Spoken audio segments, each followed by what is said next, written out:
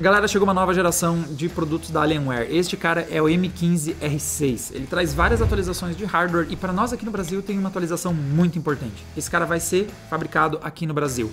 Isso impacta em questões como, por exemplo, preço e também tempos de entrega. Então, produtos da Alienware no passado às vezes levavam mais de um mês, até 45 dias para você fazer a compra e ele chegar. Agora, Dell é capaz de entregar muito mais rápido um cara desses porque ele está sendo fabricado no Brasil.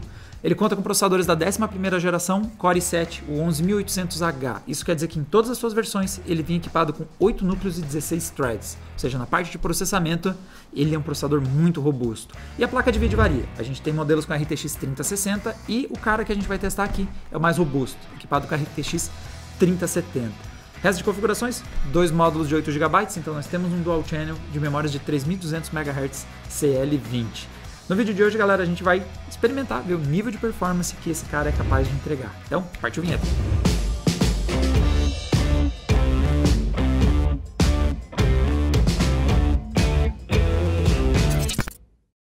Um dos destaques desse modelo da Alienware é que ele traz esses processadores, traz esses modelos de GPU robustos, mas ele também traz, ele em todo é um notebook um pouquinho mais parrudo. Então vocês vão perceber que ele é um pouco mais pesado que outros modelos que a gente testou recentemente, porque ele tem mais estruturas de resfriamento. Vê que ele tem uma continuação aqui na parte de trás para o sistema de resfriamento. No topo do teclado nós temos uma abertura para entrada de ar. Isso tudo é para entregar mais desempenho. Nós temos chips que aquecem bastante. Para atingir alta performance precisa de resfriamento robusto. Outra coisa relevante é que no mercado brasileiro esse produto está chegando com uma tela de 165 Hz. Então é uma taxa de atualização bastante alta, bem importante para a galera que está querendo jogar e com a resolução Full HD. Não veio para o Brasil, ou pelo menos não estava disponível no momento que eu estava gravando esse vídeo, versões com a tela de 240 Hz e a resolução Quad HD. No exterior existem alguns modelos com essa configuração. No Brasil eles estão focando somente na tela de 165 Hz, que, pelo menos baseado no que eu estou olhando aqui, é mais que suficiente tanto para um gameplay fluido, como também tem uma boa resolução. Nessa tela de 15 polegadas o Full HD não fica mal. Então é um notebook como um todo que tem configurações bem interessantes, mas a gente precisa descobrir como é que ele roda os games. Então partiu jogar.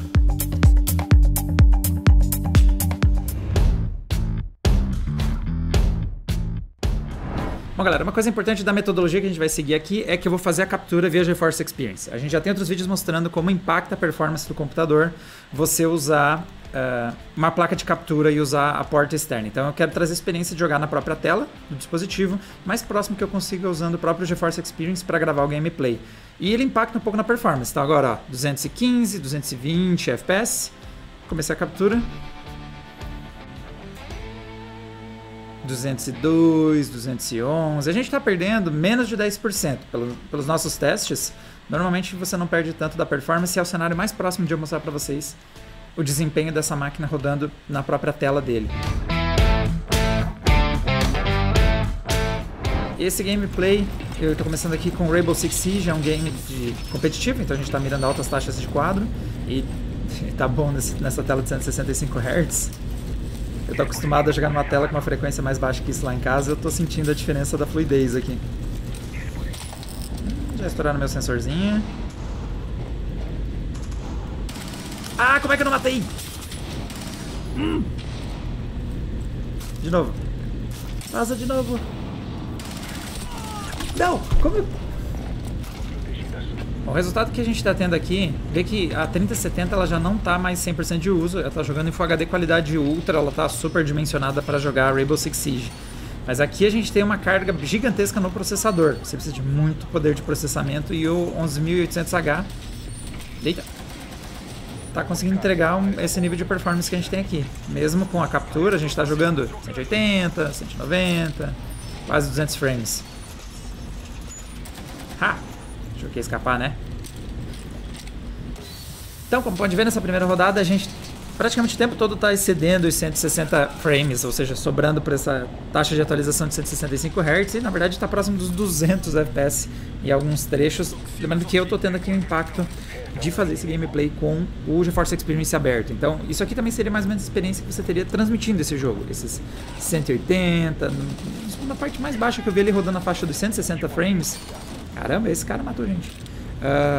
Ele entrega uma taxa de quadros bastante alta, principalmente uma linha de frame time. Ver como ela não tem engasgos. Isso é mérito aí da boa quantidade de memória, a gente já está usando 12 GB, inclusive, dos 16.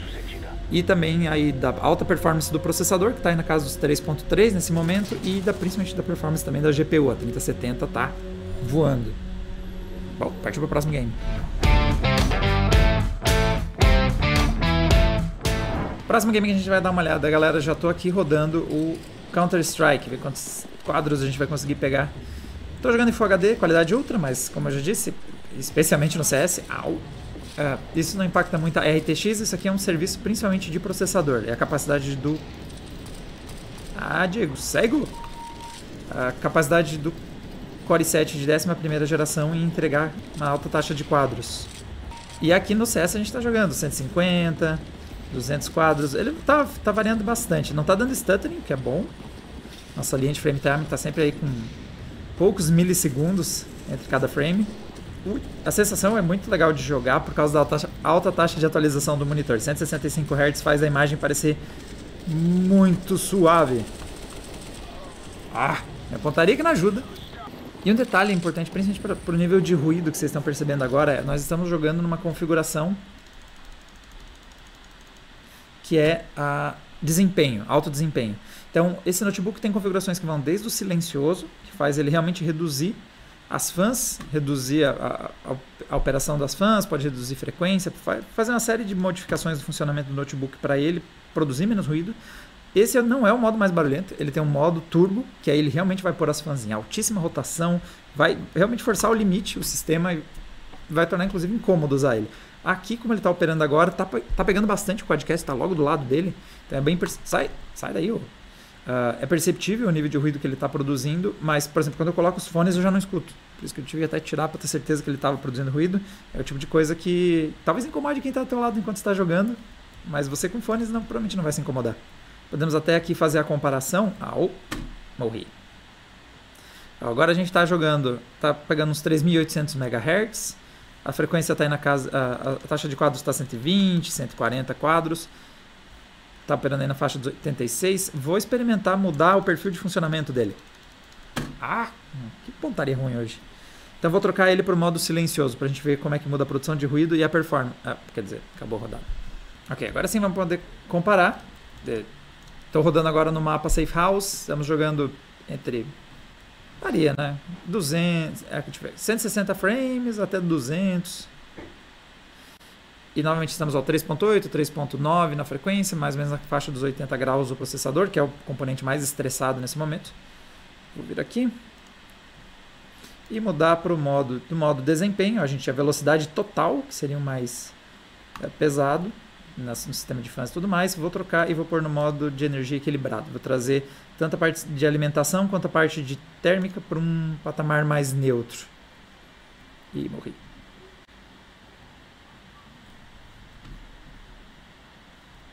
Deixa eu até confirmar se eu realmente fiz. Não, tá aqui silencioso e equilibrado. As fãs já estão reduzindo a rotação. A nossa taxa de quadros não mudou tanto assim, apesar que a frequência, ela tá dando os picos de 3.9, mas ela chega a... Sai, mano. Todo dia isso. Ela tá dando uns picos de 3.9, mas oscila para 3.3.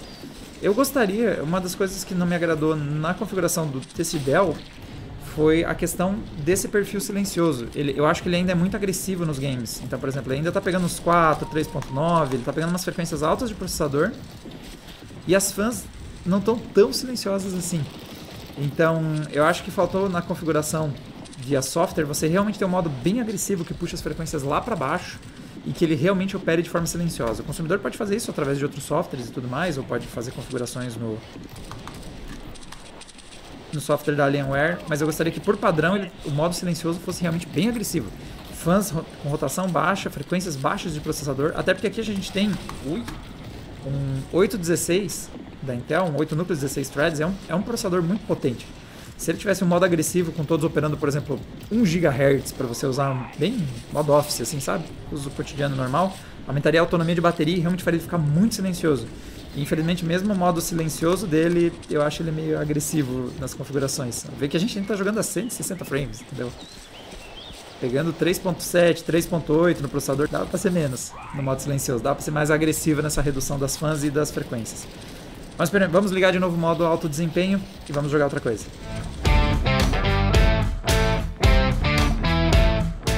Bom, galera, agora eu já tô com o próximo game. Vamos testar algo com foco em gráficos também. O Red Dead Redemption é um jogo que pede performance gráfica, mas o nosso gargalo tá no processador de novo. Mas é porque isso aqui é uma RTX 3070. Em Full HD, ela tá tão dimensionada, eu tô jogando ela tá tão sobrando para essa resolução, que eu tô com a configuração aqui em Full HD, né, resolução do monitor com tudo no Ultra, e a gente ainda assim não tá usando o DLSS ainda, e já estamos tendo alguns sinais, ó, o uso da placa tá nos 96, 97, a gente tá mais ou menos próximo do limite dela, ela roda tudo no Ultra, em 70, 80 frames, mas o uso de processador também já tá bem alto. Nós estamos em St. Denis, é bem pesado em St. Denis o uso de processamento. Nossa, esse jogo fica bonito no Ultra. Eu até poderia usar o DLSS, por exemplo, mas acho que eu não deveria, porque não vai aumentar a performance do nosso sistema, potencialmente porque o nosso processador já está no limite dele. Então eu vou ligar no modo qualidade, quer dizer, se eu apertei o botão certo, né? Não está equilibrado. Vou ligar no modo qualidade. E quase não subiu a taxa de quadros. Eu tava jogando na faixa de 1,70, 73, 70, deu uns 10 FPS. O DLSS conseguiu nos trazer um pouquinho mais de taxa de quadros e o resultado não tá mal. Pelo que eu tô olhando, uma ou outra cintilaçãozinha aqui no asfalto em alguns momentos, mas não... Tá bom, o DLSS tá com um resultado bom aqui. Mas é que a gente quase não ganha desempenho, porque realmente a 3070 em Full HD, mesmo no Ultra Red Dead, é pouco para ela. Ela já roda numa taxa de quadros bastante alta, então não precisaria nem do DLSS. O Core i7 é o limitador da performance do nosso sistema, mas ainda assim, tá rodando com folga acima dos 60 frames, mesmo nesse trecho que é um dos mais pesados do jogo, principalmente para processador. Essa regiãozinha aqui da cidade é difícil atingir desempenho. Vamos lá, testar mais games.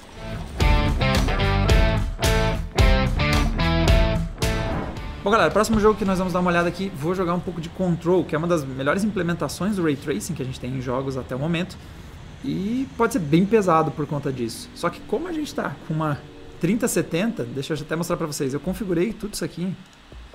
Nós ainda não estamos usando DLSS, estamos renderizando em Full HD nativo. Estou com o preset que seria do alto, exceto o MSA, que eu baixei para 2x, porque 4x é meio pesado. E a predefinição do Ray Tracing está no alto, então mesmo sem eu usar DLSS, com tudo no alto, inclusive o Ray Tracing, a gente joga acima dos 60 frames. E tem todos aqueles efeitos, ó, os reflexos nas superfícies, ver como o processamento da luz via Ray Tracing cria esses pontos escuros, ó, quando tem muitos objetos em torno, porque eles obstruem a luz. Ó. É muito legal a forma como é usado o traçamento de raios de luz no Control. E a gente consegue habilitar isso em Full HD com tudo no Ultra, rodando na casa dos 60 frames. Porque a 3070 para Full HD voa. Vou habilitar só para a gente ver o impacto do DLSS nesse cenário.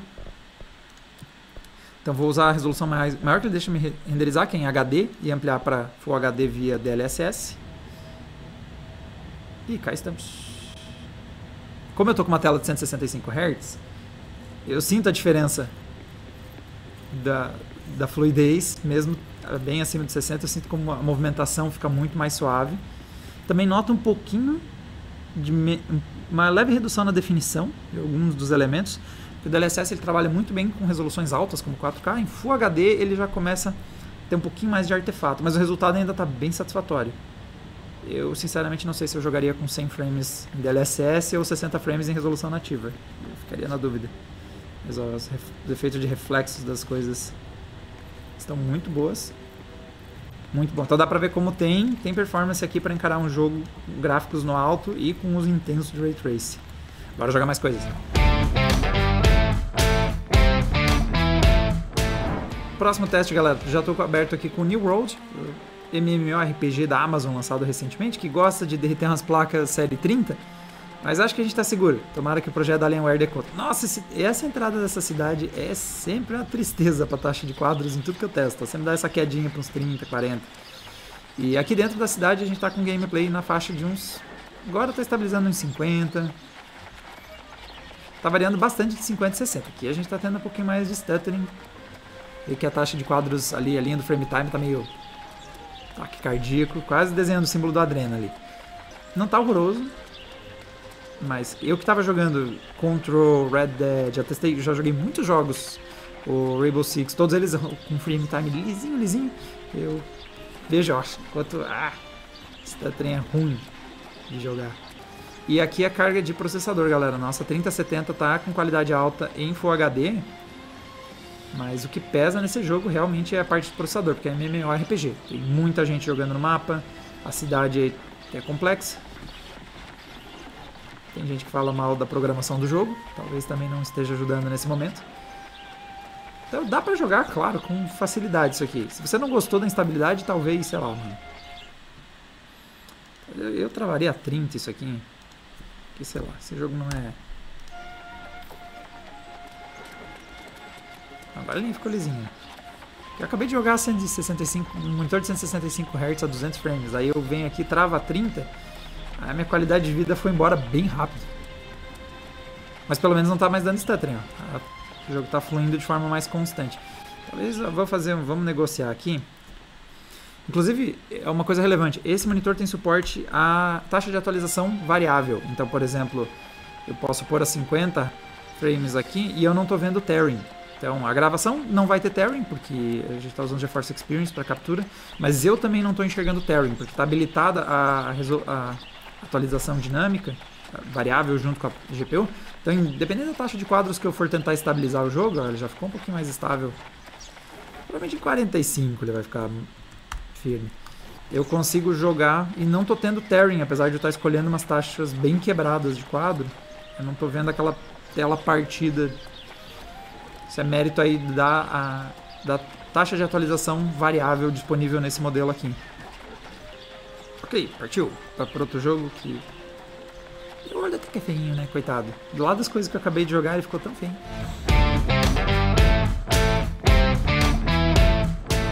Beleza, galera. Agora começa uma rodadinha de Warzone. Tô com uma configuração que é basicamente Full HD, com tudo no alto, ultra. A configuração tá bem alta nesse nosso preset aqui. E a gente já tem aí, ó, gameplay próximo da casa dos 100 frames. Detalhe aqui, já deve ter percebido mais uma vez, a 3070 não é a limitação da performance. Em Full HD vai ser difícil ela ser o limitador da performance do sistema. É mesmo o Intel Core. Tá oscilando aí entre 80 e 100 frames, pelo que eu tô vendo a taxa de quadros. Tem uma situação que eu até poderia adicionar o DLSS, mas não sei se a gente ia ganhar muitos quadros. Deixa eu até experimentar aqui. Não mudou tanto assim a performance. Bom, mas como eu comentava, então, a gente realmente está com uma taxa de quadros próximo de 100 frames, que é a limitação mesmo do processador. Isso é o que o Core i7 consegue entregar no gameplay aqui no Warzone. Pra vocês terem uma ideia, acho que eu conseguiria até usar a escala de resolução do jogo e renderizar acima do Full HD. Deixa eu dar uma olhada como é que seria ele encarando o Quad HD, ó, 1440. Mais ou menos aqui. Ó, com o DLSS habilitado, a gente não teve variação na taxa de quadros. Mesmo renderizando agora em Quad HD. Deixa eu desligar o DLSS para a gente ver se vai impactar mais claramente. Agora sim a gente está com a RTX 3070 em Quad HD qualidade alta, ela roda o jogo a 90 frames. Então, sem usar o DLSS, vê quando é uma placa, o chip 3070 está dimensionado para encarar 2560 por 1440 acima dos 60 frames. Então é mais uma questão de se você vai querer jogar numa altíssima taxa de quadros em Full HD, ou se, por exemplo, você não quer usar, por exemplo, DLSS. Em alguns cenários ele tem uma redução na definição de imagem e tudo mais. Ela pode ter muito potencial de rodar sem ele ou segurar mais tempo, né? Novos lançamentos futuros. Essa placa está tão super dimensionada para o Full HD que tem mais chance de ela aguentar mais tempo antes de você precisar de um upgrade no seu PC.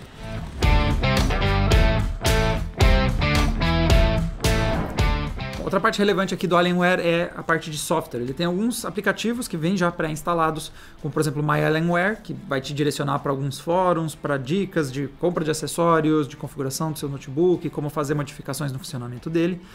A interface mais interessante é essa aqui, que é o Control Center. Ela pode ter um tema branco, tem um tema escuro, para quem quiser inverter entre eles. E é uma interface que é carregada, ela tem algumas coisas que às vezes levam tempo para você aprender, mas em geral eu gostei bastante de algumas funcionalidades. Então, por exemplo, vocês já devem ter percebido que ele, enfim, baixou as fãs um pouco, começou a ficar mais silencioso, porque a gente habilitou aqui o modo silencioso e também coloquei no modo de energia equilibrado. Então reduzi o consumo, reduzi o aquecimento, reduzi a produção de ruído dele. Para atividades leves ele consegue ficar assim, ó, silencioso. Acho que dá para ouvir só o ar-condicionado, na real. Tipo, ele agora realmente está com as fãs e está imperceptível o funcionamento dele. E aqui você consegue fazer uma série de configurações. Então eu poderia adicionar jogos aqui na biblioteca e criar configurações específicas para cada um, que inclui não apenas o nível de performance, mas também outros elementos, como por exemplo a parte de iluminação. Então ele possui um teclado retroiluminado, você pode configurar como quiser, e como você já deve ter reparado aqui atrás na parte do design, ele também tem alguns efeitos de luz na parte traseira. Então, por exemplo, se eu querer mexer aqui na iluminação dele, posso mexer nessa área e, sei lá, por uma cor vermelha.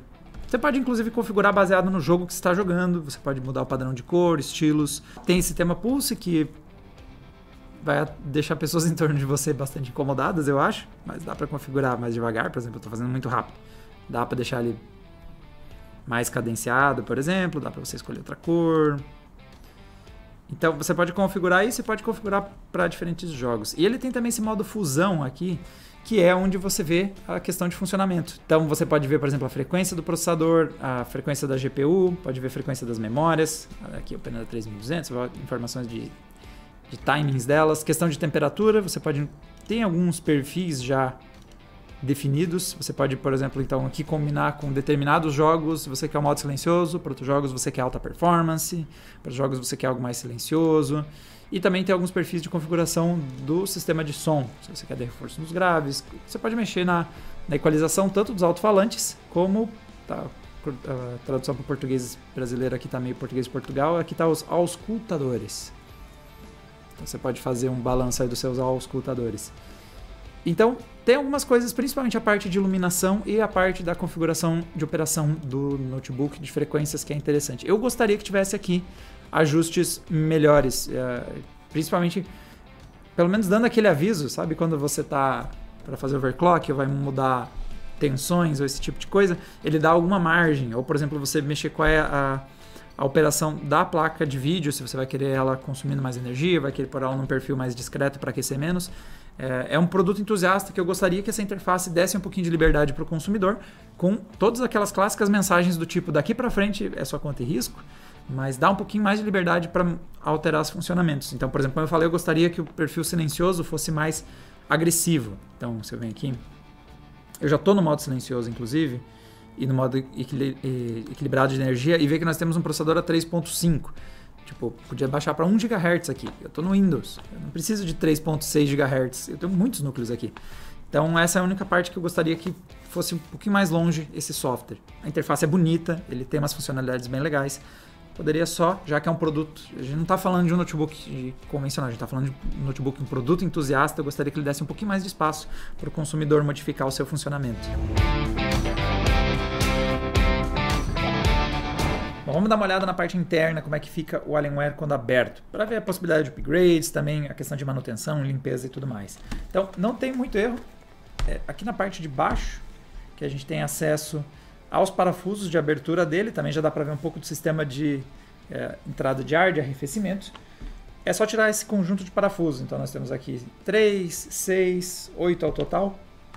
Uma chave cruzada já resolve, o tradicional, como a gente costuma chamar, a chave Phillips.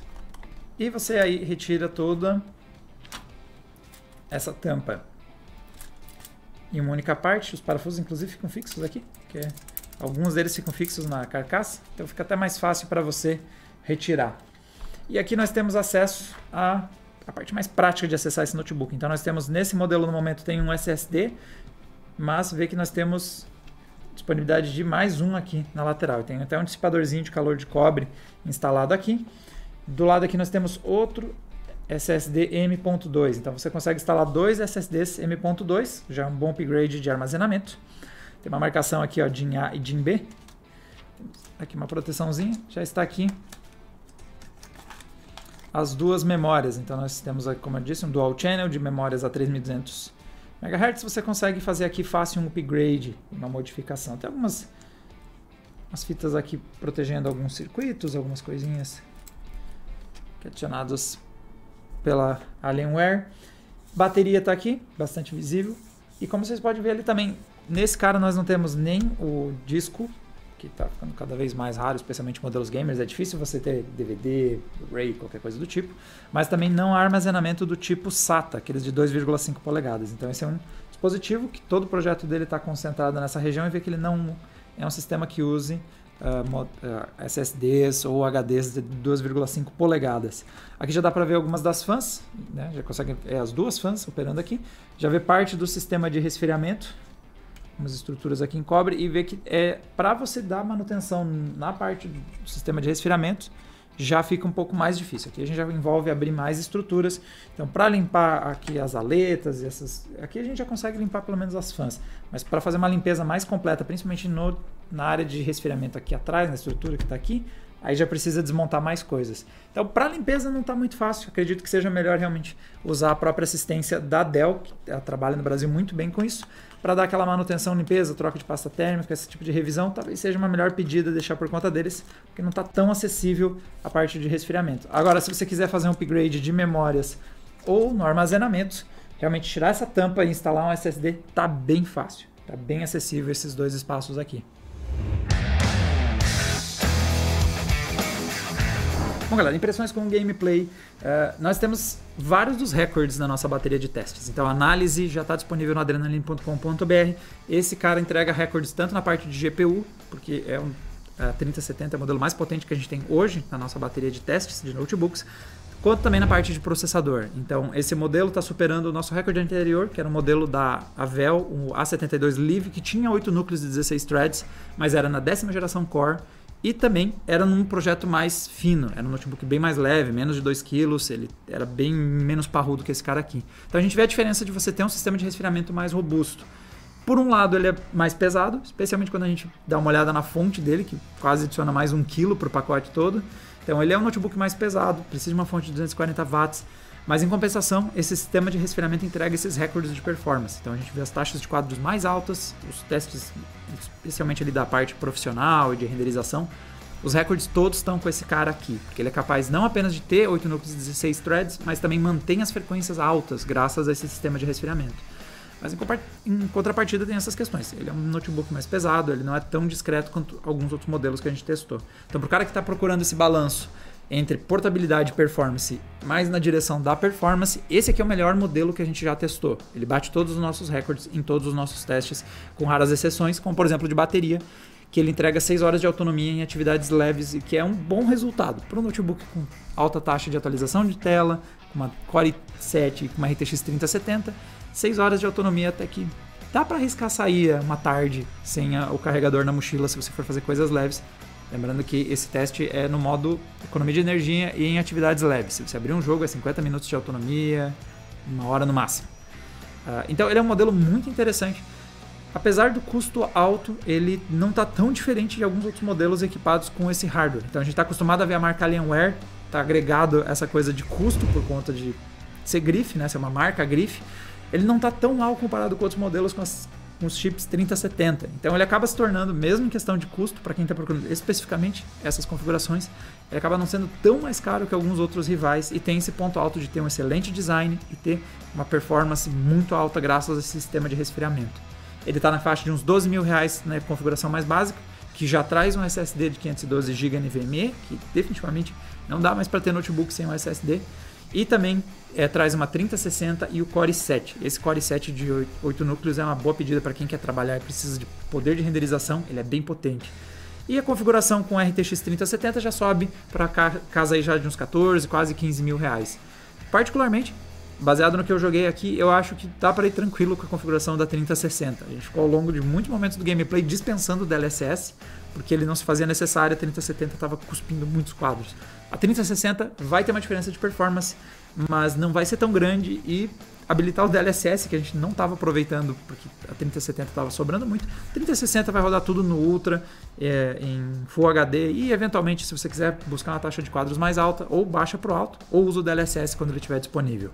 Galera, para mais testes, tem análise completa já no adrenaline.com.br. E para mais da nossa cobertura de notebooks, games, hardware e tudo mais, só assinar o canal, galera. Estamos indo para quase 1 milhão de inscritos. Não deixe de se inscrever e nos ajudar a chegar a essa marca. Até uma próxima. Tchau, tchau.